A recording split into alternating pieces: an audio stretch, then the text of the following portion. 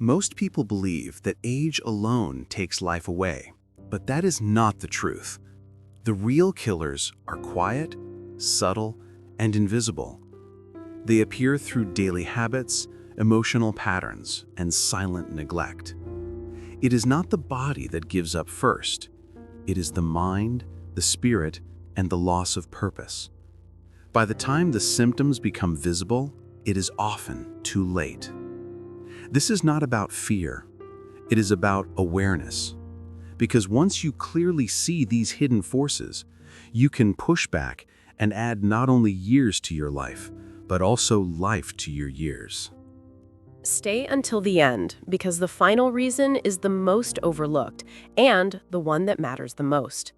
If this message inspired you or made you think differently, make sure to like, share, and subscribe. It helps the message reach more people who might need a reminder to live fully, stay aware, and protect what truly matters: their purpose, their health, and their spirit. Posture, the collapse before the fall. Most people do not lose independence because of disease.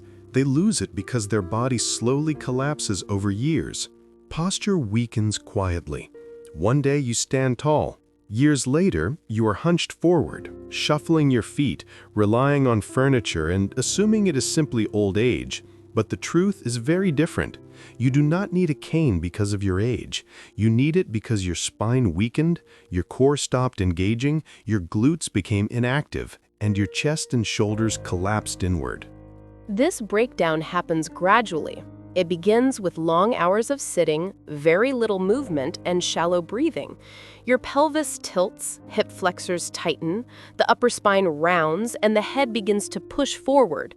Over time, your balance becomes unsteady, your stride shortens, and you begin to fall, not because you are old, but because your structural foundation has been neglected. Posture is not just about appearance. It deeply affects the entire body. When posture collapses, the rib cage loses its ability to expand fully. Breathing becomes shallow, oxygen decreases, and energy drops. Digestion gets compressed, circulation weakens, and your gait becomes a shuffle. And once your gait changes, the risk of falling increases dramatically. A fall after the age of 70 often leads to permanent loss of independence, a fractured hip, a long hospital stay, a wheelchair, and then a slow decline. And all of it can begin with something as simple as posture. But here is the empowering truth. This is not your destiny. Posture is a habit, a daily choice repeated until it becomes automatic. And the beautiful part is that you can improve it at any age. Your muscles are not gone, they are waiting to be reactivated. Your nervous system has not forgotten how to move, it has simply adapted to your habits. If you slouch every day, your body molds to that shape. But if you begin to reverse it, even slowly, even gently, your body begins to remember how to stand tall. Start with your breath.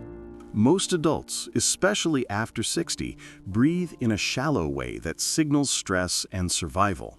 But when you breathe deeply into your belly and ribs, your posture naturally lifts because the body must create space for the breath. Then add simple but powerful movements: glute bridges, wall angels, chin tucks, hip openers, and gentle thoracic extensions.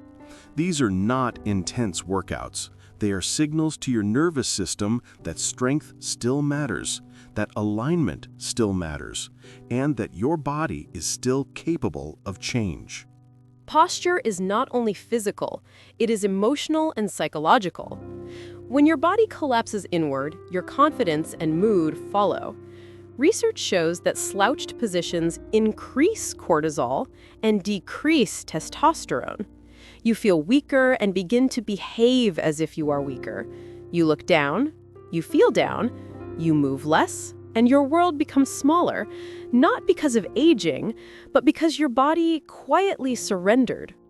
But the opposite is also true. When you reclaim your posture, your mind lifts with it.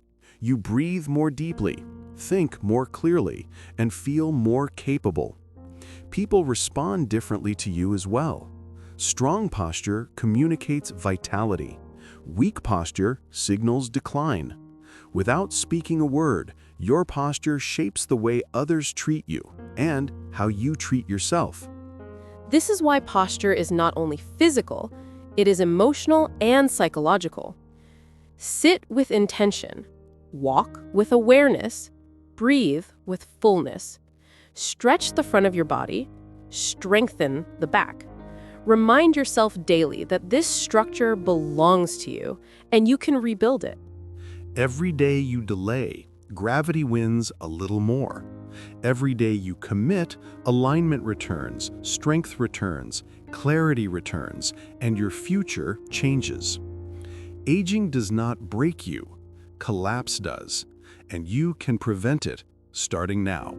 Forget supplements. Forget anti-aging creams.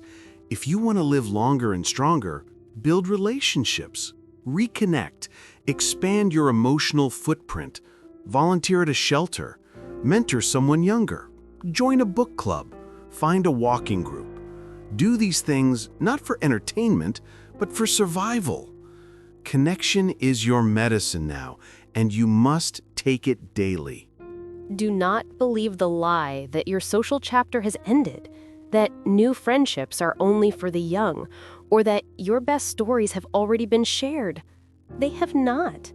There are people who need your wisdom, your humor, your scars, your perspective, but they cannot find you if you begin to fade out of your own life.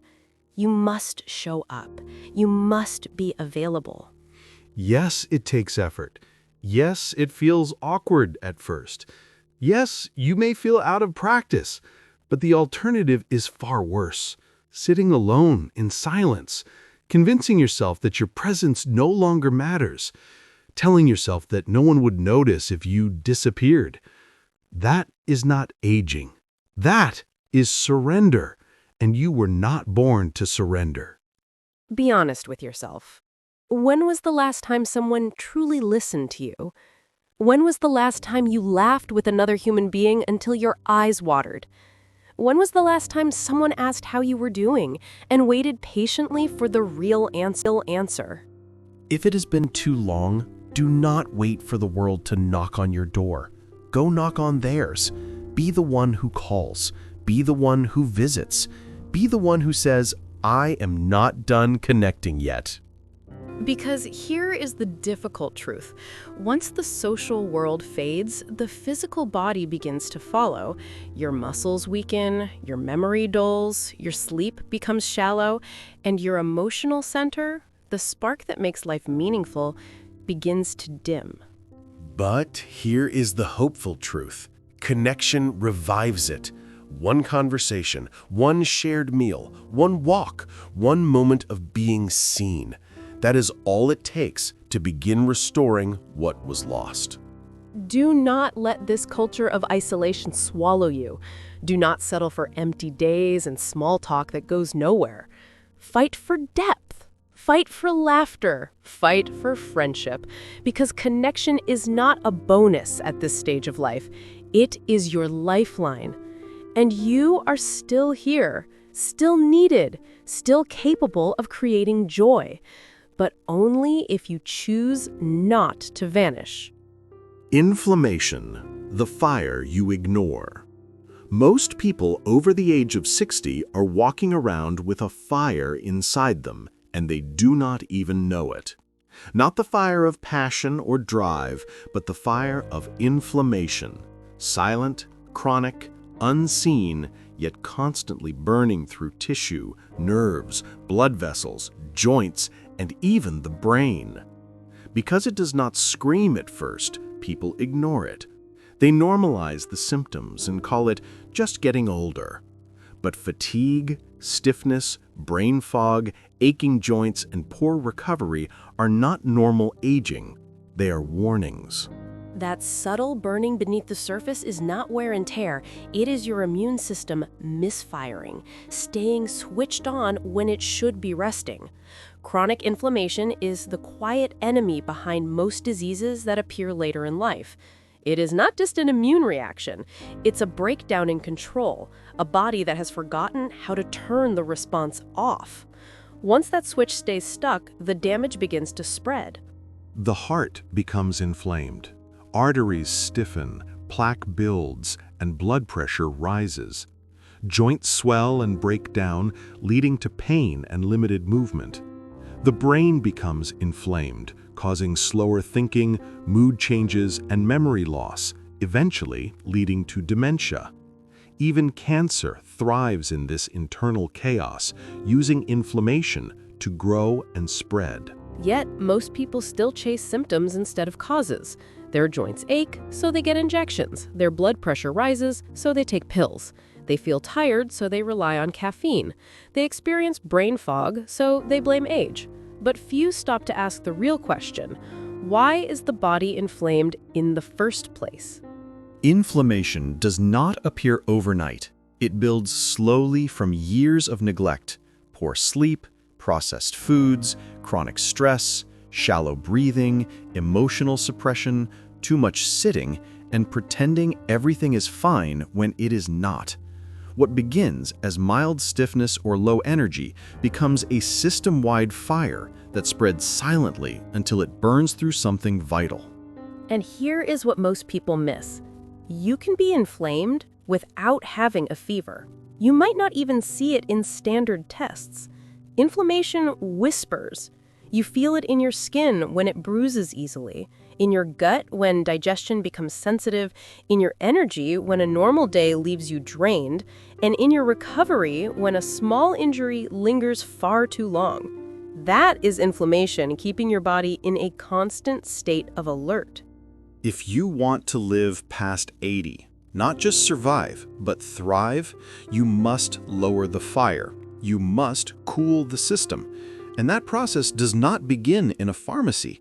It begins in your kitchen, in your nervous system, in the first hour of your morning and the last hour before bed.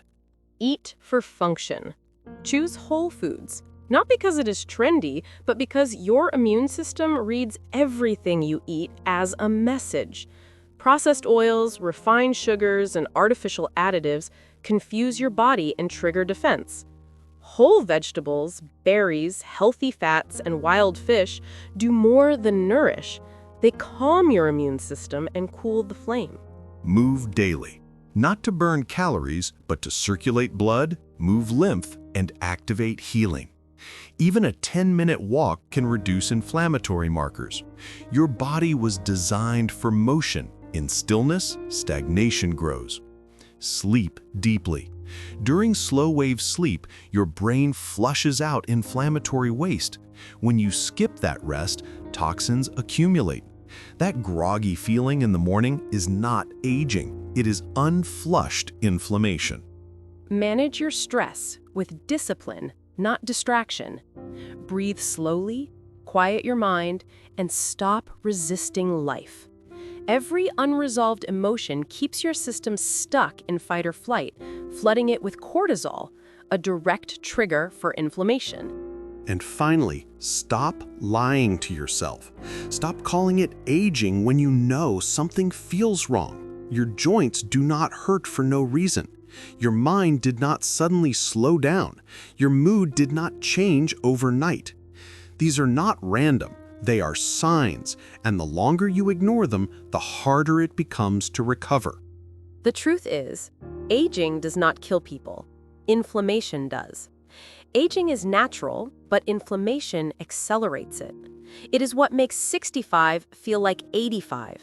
It is the quiet hand behind sudden diagnoses. It does not arrive with alarms. It creeps in through fatigue, apathy, pain, and the subtle sense that you are not quite yourself anymore. So stop ignoring the fire. Cool it. Feed your body what it truly needs. Move, rest, breathe, and pay attention. Because inflammation does not have to be your fate, but if you refuse to face it, it will become your future. Isolation is the silent killer. As we grow older, something dangerous begins to happen. It does not strike suddenly. It creeps in quietly. We start to shrink our world. We stop initiating plans. We stop making phone calls. We say no more often than yes. We retire not only from our careers, but from connection itself. We move from full calendars to predictable routines, from being around people every day to spending long hours alone. Without realizing it, we begin to disappear from our own lives, not physically, but emotionally. And that is when the true damage begins, because isolation is one of the most dangerous forces affecting health. You can be surrounded by family and still feel isolated. You can live in a crowded home and still feel completely alone. Emotional isolation is not about having people nearby.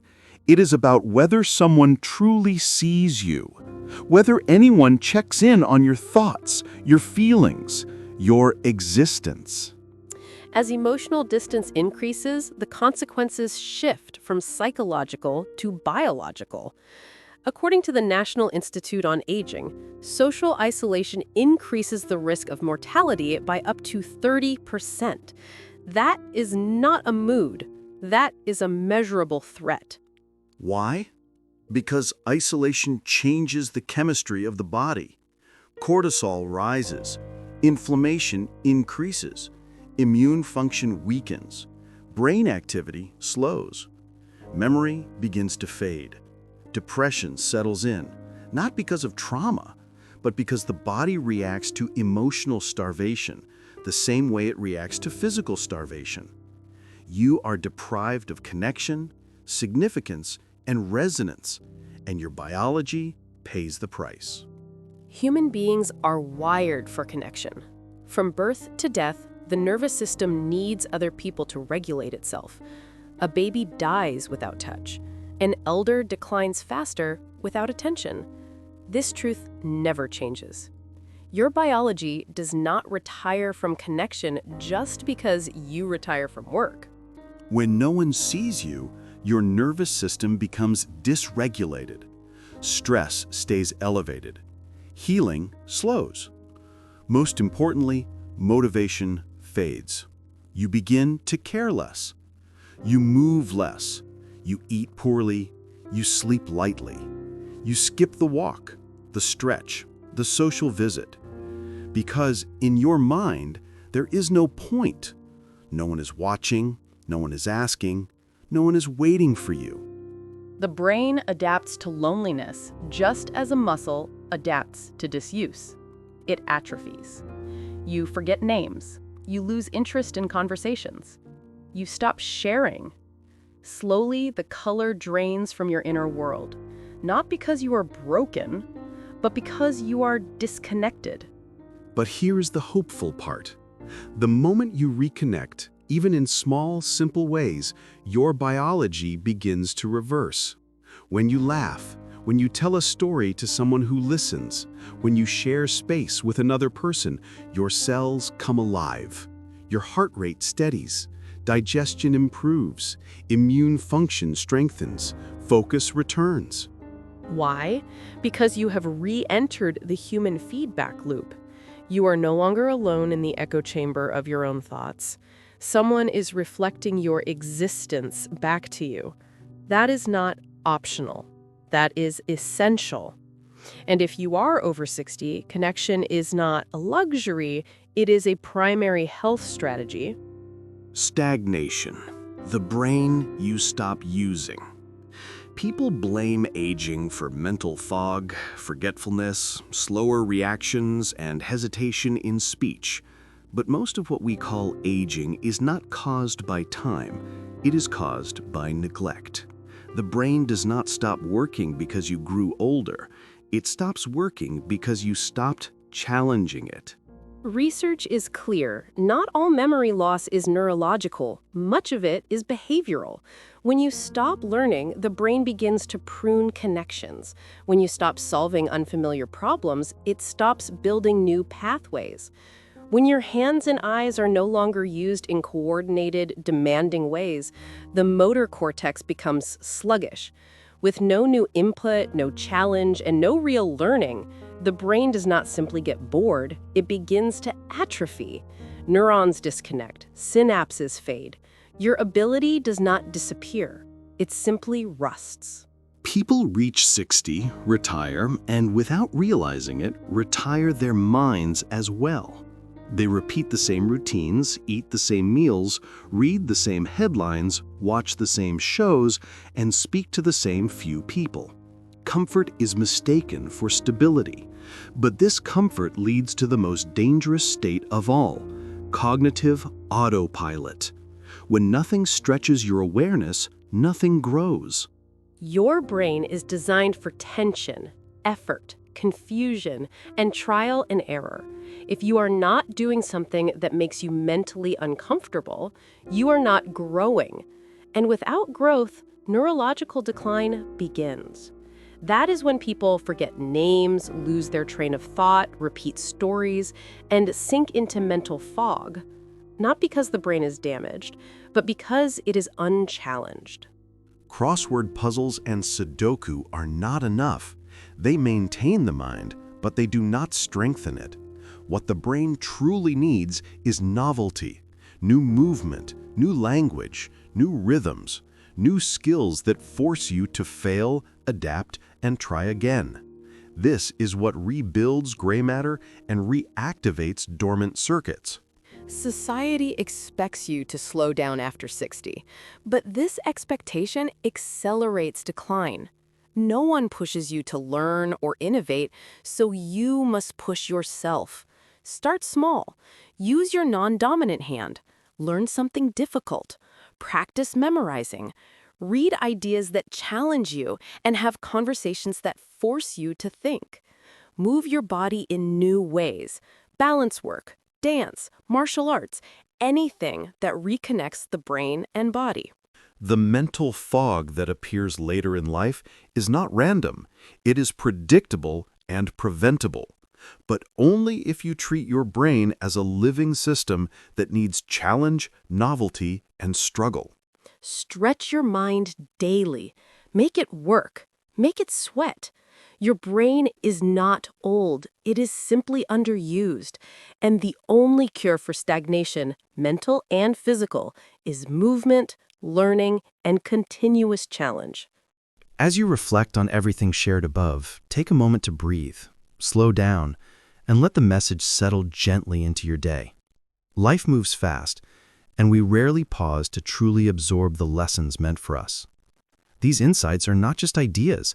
They are reminders that growth is ongoing, healing is possible, and clarity comes when we give ourselves permission to stop rushing. If anything here touched your heart or gave you a moment of calm, carry that feeling with you.